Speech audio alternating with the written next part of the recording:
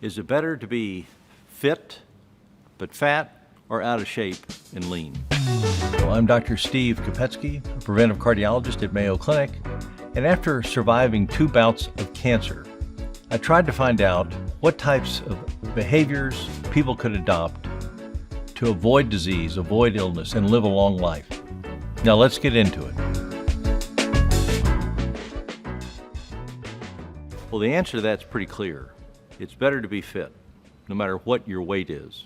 One thing about getting fit means that you're active, physically active, doing things that are good for your body. And also, when you do that, it uses up the fat in your abdomen. This fat, called the visceral fat, which means it's around your abdomen, is not good for us. It puts out chemicals that lead to heart disease, that lead to diabetes, that lead to Alzheimer's, dementia, and cancer. So what you want to do is be active physically so you have less fat in your abdomen.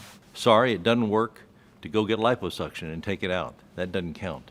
It really has to be with activity, with fitness. So why is that so good for us, and how do we achieve it? Well, it's good for us because the fat that we have in our abdomen actually makes our insulin not work as well. It lowers our testosterone level in men. It can do other things like aggravate the lining of the arteries of the body and of the heart, lead to heart attacks. How do we then overcome that? Well, activity. In our country, sometimes we focus too much on our weight and not enough on healthy weights. We focus too much on how we eat to lose weight instead of how we eat to be healthy. So it's important, we'll talk more later about how to eat to be healthy, but it's important to be physically active so you can reduce the abdominal fat, so you can increase your fitness. How do you do that? Well, it doesn't have to be 3 hours of exercise in the snow at 5 a.m. in boots, through the swamp. It can be 10 minutes here and there, running up the stairs in your office building, jogging in place in your room, in your bedroom, your home office, or your office at work. It can be parking farther away, walking fast when you come in the morning from the parking lot. It can be going over and visiting a friend and talking to them face to face instead of sending them an email or a text message. It can be going up to the bathroom 3 floors up during the middle of the day instead of going to the one right across the hall. So these little things really add up. Everything in life we do is tiny little steps. We didn't learn our profession by being smart the first day of our job. We didn't learn to have a good marriage the day we got married. We didn't learn how to raise kids the day they were born.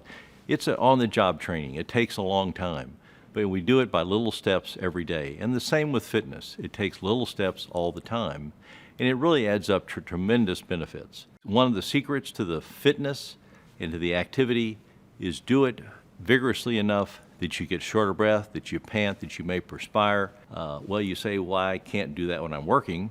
Well, that's true.